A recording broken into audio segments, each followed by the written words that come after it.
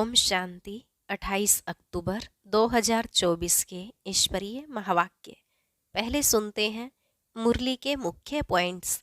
बाबा ने कहा, जो कुछ होता है सब ड्रामा प्लान अनुसार ही होता है। मैं भी ड्रामा के वश हूँ। मेरे अंदर सारे झाड़ की ओरिजिनल नॉलेज है और यह नॉलेज पाकर तुम बहुत ऊंच पद पा लेते हो। यह बातें कभी भूलनी नहीं चाहिए। सारा मदार सर्विस पर है। जबकि स्वयं बाप भी आकर सर्विस करते हैं तो बच्चों को भी करनी चाहिए। फिर बाबा ने कहा, यहाँ तुम वनवास में हो, इसलिए यह चाहिए वह चाहिए ऐसे ख्यालात नहीं आने चाहिए। अगर इस दुनिया की कोई भी चीज़ तुम्हें खींचती है तो यह भी देह अभिमान है। अभी तुम्हें पुरुषार्थ में बहुत मेहनत करनी है। मेहनत बिगर थोड़ी ही विश्व की बादशाही मिल सकती है।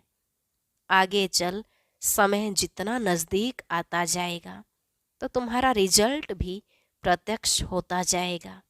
तुम्हें मालूम पड़ जाएगा कौन क्या बनने वाला है। तुम्हारा तो बाप के साथ बहुत लव होना चाहिए।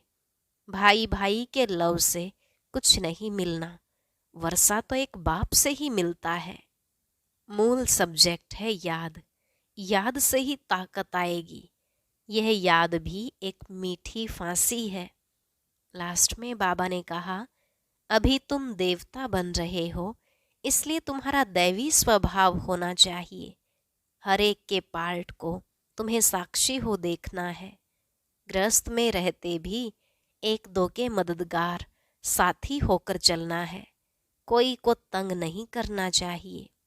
अब सुनते हैं महावाक्यों को विस्तार से। बाबा ने कहा, मीठे बच्चे, सतगुरु की पहली पहली श्रीमत है, देही अभिमानी बनो, देह अभिमान छोड़ दो। प्रश्न, इस समय तुम बच्चे कोई भी इच्छा व चाहना नहीं रख सकते हो। क्यों? उत्तर, क्योंकि तुम सब वानप्रस्थ ही हो। तुम जानते हो इन आँखों से जो कुछ देखते हैं वह विनाश होना है। अब तुम्हें कुछ भी नहीं चाहिए, बिल्कुल बैगर बनना है। अगर ऐसी कोई ऊंची चीज पहनेंगे तो खींचेगी, फिर देह अभिमान में फंसते रहेंगे। इसमें ही मेहनत है। जब मेहनत कर पूरे देही अभिमानी बनो तब विश्व की बादशाही मिलेगी। ओम शांति। यह 15 मिनट व आधा घंटा बच्चे बैठे हैं। बाबा भी 15 मिनट बिठाते हैं कि अपने को आत्मा समझ बाप को याद करो। यह शिक्षा एक ही बार मिलती है, फिर कभी नहीं मिलेगी। सतयुग में ऐसे नहीं कहेंगे कि आत्म अभिमानी हो बैठो। यह एक ही सतगुरु कहते हैं। उनके लिए कहा जाता है, एक सतगुरु तारे बाकी सब बोरे। यहाँ बाप तुमको देही अभिमानी बनाते हैं। खुद भी देही है ना। समझाने के लिए कहते हैं, मैं तुम सभी आत्माओं का बाप हूँ। उनको तो देही बन बाप को याद नहीं करना है। याद भी वही करेंगे जो आदि सनातन देवी देवता धर्म के भांति होंगे। भांति तो बहुत होते हैं ना, नंबरवार पुरुषार्थ अनुसार। यह बात बड़ी समझने और समझाने की है। परमपिता परमात्मा तुम सबका बाप भी है और फिर नॉलेजफुल भी है। आत्मा में ही नॉलेज रहती है ना। तुम्हारी आत्मा संस्कार ले जाती है। बाप में तो पहले से ही संस्कार हैं। वह बाप है, यह तो सब मानते भी हैं। फिर दूसरी उसमें खूबी है जो उसमें ओरिजिनल नॉलेज है, बीज रूप है। जैसे बाप तुमको बैठ समझाते हैं, तुमको फिर औरों को समझाना है। बाप मनुष्य सृष्टि का बीज रूप है। फिर वह सत्य है, चैतन्य है, नॉलेजफुल है। उनको इस सारे झाड़ की नॉलेज है और कोई को भी इस झाड़ की नॉलेज है नहीं। इनका बीज है बाप, जिसको परमपिता परमात्मा कहा जाता है। जैसे आम का झाड़ है तो उनका क्रिएटर बीज को कहेंगे ना। वह जैसे बाप हो गया, परंतु वह जड़ है। अगर चैतन्य होता तो उनको मालूम रहता ना, मेरे से झाड़ सारा कैसे निकलता है। परंतु वह जड़ है, उसका बीज नीचे बोया जाता है। यह तो है चैतन्य बीज रूप, यह ऊपर रहते हैं। तुम भी मास्टर बीज रूप बनते हो। बाप से तुमको नॉलेज मिलती है, वह है ऊंचते ऊंच। पद भी तुम ऊंच पाते हो। स्वर्ग में भी ऊंच पद चाहिए ना, यह मनुष्य नहीं समझते हैं। स्वर्ग में देवी देवताओं की राजधानी है। राजधानी में राजा रानी प्रजा गरीब साहूकार आदि यह सब कैसे बने होंगे, अभी तुम जानते हो। आदि सनातन देवी देवता धर्म की स्थापना कैसे हो रही है, कौन करते हैं? भगवान। बाप फिर कहते हैं, बच्चे जो कुछ होता है ड्रामा के प्लान अनुसार, सब ड्रामा के वश है। बाप भी कहते हैं, मैं ड्रामा के वश हूँ, मेरे को भी पार्ट मिला हुआ है, वही पार्ट बजाता हूँ। वह है सुप्रीम आत्मा, उनको सुप्रीम फादर कहा जाता है। और तो सबको कहा जाता है ब्रदर्स, और कोई को फादर टीचर गुरु नहीं कहा जाता है। वह सबका सुप्रीम बाप भी है, टीचर सतगुरु भी है। यह बातें भूलनी नहीं चाहिए, परंतु बच्चे भूल जाते हैं, क्योंकि नंबरवार पुरुषार्थ अनुसार राजधानी स्थापन हो रही है। हर एक जैसे पुरुषार्थ करते हैं वह झट स्थूल में भी मालूम पड़ जाता है। यह बाप को याद करते हैं वह नहीं, देही अभिमानी बने हैं वह नहीं। यह नॉलेज में तीखा है, एक्टिविटी से समझा जाता है। बाप कोई को कुछ डायरेक्ट कहते नहीं हैं, फंक न हो जाएं, अफसोस में न पड़ जाएं कि यह बाबा ने क्या कहा और सब क्या कहेंगे। बाप बतला सकते हैं कि फलाने फलाने कैसी सर्विस करते हैं, सारा सर्विस पर मदार है। बाप भी आकर सर्विस करते हैं ना। बच्चों को ही बाप को याद करना है, याद की सब्जेक्ट ही डिफिकल्ट है। बाप योग और नॉलेज सिखाते हैं। नॉलेज तो बहुत सहज है, बाकी याद में ही फेल होते हैं। देह अभिमान आ जाता है, फिर यह चाहिए, यह अच्छी चीज चाहिए, ऐसे ऐसे ख्यालात आते हैं। बाप कहते हैं, यहाँ तो तुम वनवास में हो ना, तुमको तो अब वानप्रस्थ में जाना है। फिर कोई भी ऐसी चीज नहीं पहन सकते हैं। अगर ऐसी कोई दुनियावी चीज होगी तो खींचेगी, शरीर भी खींचेगा। घड़ी घड़ी देह अभिमान में ले आते हैं। इसमें है मेहनत। मेहनत बिगर विश्व की बादशाही थोड़े ही मिल सकती है।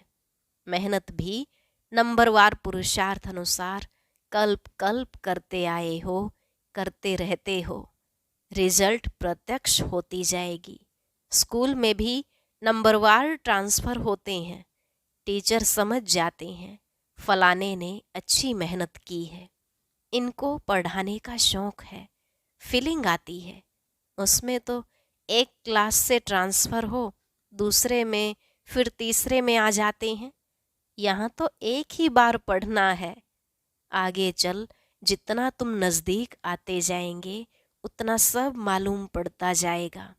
यह बहुत मेहनत करनी है, जरूर ऊंच पद पाएंगे। यह तो जानते हैं, कोई राजा रानी बनते हैं, कोई क्या बनते हैं, कोई क्या बनते हैं। प्रजा भी तो बहुत बनती है, सारा एक्टिविटी से मालूम पड़ता है। यह देह अभिमान में कितना रहते हैं, इनका कितना लव है बाप से। बाप के साथ ही लव चाहिए ना, भाई भाई का नहीं। भाइयों के लव से कुछ मिलता नहीं है, वर्षा सबको एक बाप से मिलना है। बाप कहते हैं, बच्चे अपने को आत्मा समझ मुझे याद करो तो तुम्हारे पाप कट जाएं। मूल बात ही यह है, याद से ताकत आएगी। दिन प्रतिदिन बैटरी भरती जाएगी, क्योंकि ज्ञान की धारणा होती जाती है ना, तीर लगता जाता है। दिन प्रतिदिन तुम्हारी उन्नति नंबरवार पुरुषार्थ अनुसार होती रहती है। यह एक ही बाप, टीचर, सतगुरु है जो देही अभिमानी बनने की शिक्षा देते हैं, और कोई दे न सके।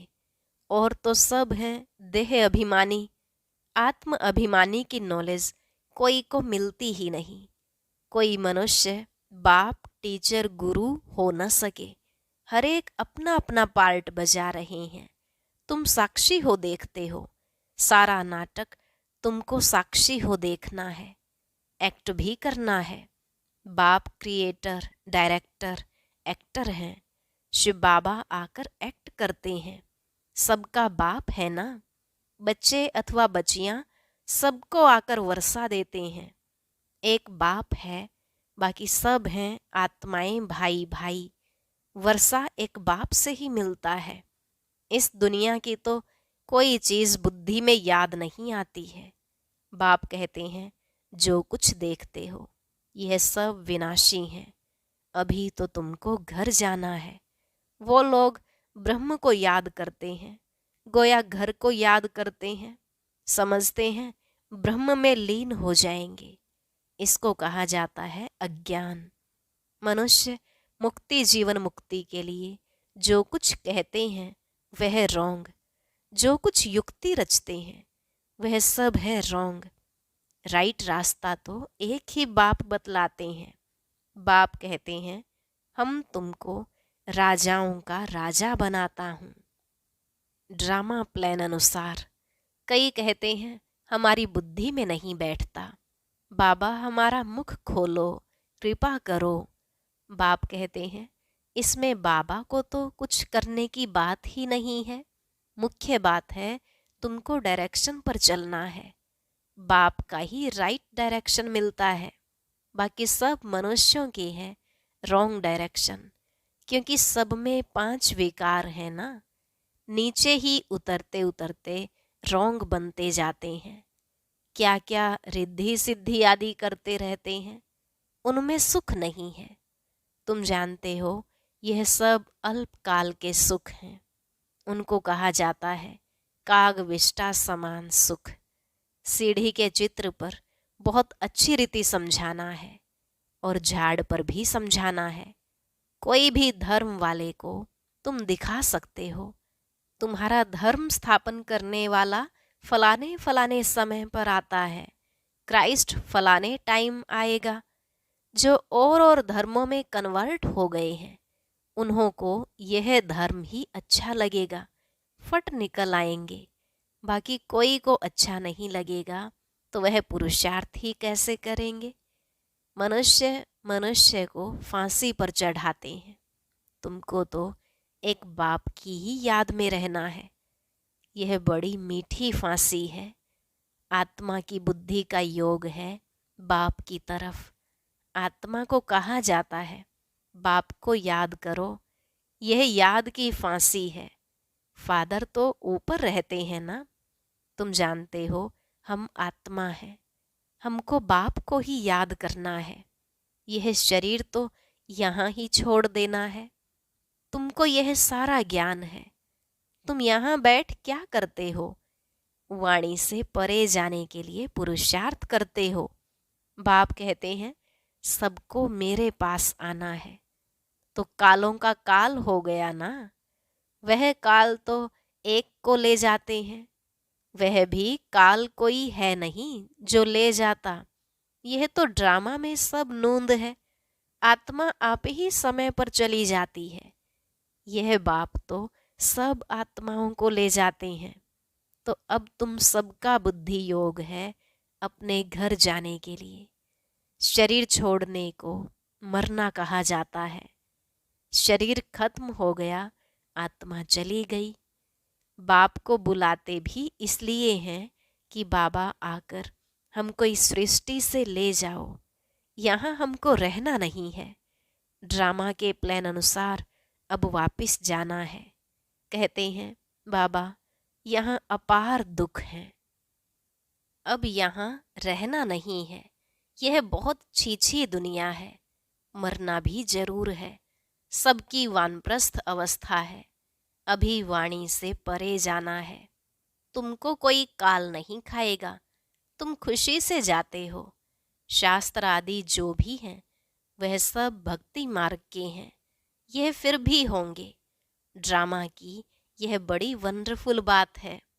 यह टेप, यह घड़ी, जो कुछ इस समय देखते हो, यह सब फिर होगा। इसमें मूंझने की कोई बात ही नहीं है। वर्ल्ड की हिस्ट्री ज्योग्राफी रिपीट का अर्थ ही है, हूबहू रिपीट। अभी तुम जानते हो हम फिर से 100 देवी देवता बन रहे हैं, वही फिर बनेंगे। इसमें जरा भी फर्क नहीं पड़ सकता है। यह सब समझने की बातें हैं। तुम जानते हो वह बेहद का बाप भी है, टीचर सतगुरु भी है।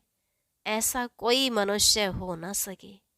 इनको तुम बाबा कहते हो, प्रजापिता ब्रह्मा कहते हो। यह भी कहते हैं मेरे से तुमको वर्षा नहीं मिलेगा। बापू गांधी जी भी प्रजापिता नहीं था। बाप कहते हैं इन बातों में तुम मूंझो मत। बोलो हम ब्रह्मा को भगवान व देवता आदि कहते ही नहीं हैं। बाप ने बताया है बहुत जन्मों के अंत में वानप्रस्थ में मैं इनमें प्रवेश करता हूँ, सारे विश्व को पावन बनाने के लिए। झाड़ में भी दिखाओ, देखो एकदम पिछाड़ी में खड़ा है। अब तो सब तमो प्रधान जड़जड़ीभूत अवस्था में है ना। यह भी तमो प्रधान में खड़े हैं, वही फीचर्स हैं। इसमें बाप प्रवेश कर इनका नाम ब्रह्मा रखते हैं। नहीं तो तुम बताओ ब्रह्मा नाम कहाँ से आया। यह है पतित, वह है पावन। वह पावन देवता ही फिर 84 जन्म ले पतित मनुष्य बनते हैं। यह मनुष्य से देवता बनने वाला है। मनुष्य को देवता बनाना यह बाप का ही काम है। यह सब बड़ी वंडरफुल समझने की बातें हैं। यह वह बनते हैं सेकंड में, फिर वह 84 जन्म ले यह बनते हैं। इनमें बाप प्रवेश कर बैठ पढ़ाते हैं। तुम भी पढ़ते हो। इनका भी घराना है ना। लक्ष्मी नारायण राधे कृष्ण के मंदिर भी हैं, परंतु यह किसको भी पता नहीं है। राधे कृष्ण पहले प्रिंस प्रिंसेस हैं, जो फिर लक्ष्मी नारायण बनते हैं। यह बैगर टू प्रिंस बनेंगे, प्रिंस सो बैगर बनते हैं। कितनी सहज बात है। 84 जन्मों की कहानी इन दोनों चित्रों में है। यह वह बनते हैं। युगल है इसलिए 4 भुजा देते हैं। प्रवृत्ति मार्ग है ना। एक सतगुरु ही तुम्हें पार ले जाते हैं। बाप कितना अच्छी रीति समझाते हैं। फिर दैवी गुण भी चाहिए। स्त्री के लिए पति से पूछो व स्त्री से पति के लिए पूछो तो झट बताएगी इनमें यह खामियां हैं। इस बात में यह तंग करते हैं। या तो कहेंगे हम दोनों ठीक चलते हैं। कोई किसको तंग नहीं करते हैं। दोनों एक दो के मददगार साथी होकर चलते हैं। कोई एक दो को गिराने की कोशिश करते हैं। बाप कहते हैं इसमें स्वभाव को अच्छी रीति बदलना पड़ता है। वह सब है आसुरी स्वभाव। देवताओं का होता ही है दैवी स्वभाव। यह सब तुम जानते हो। असुरों और देवताओं की युद्ध लगी नहीं है। पुरानी दुनिया और नई दुनिया आपस में मिल कैसे सकते हैं।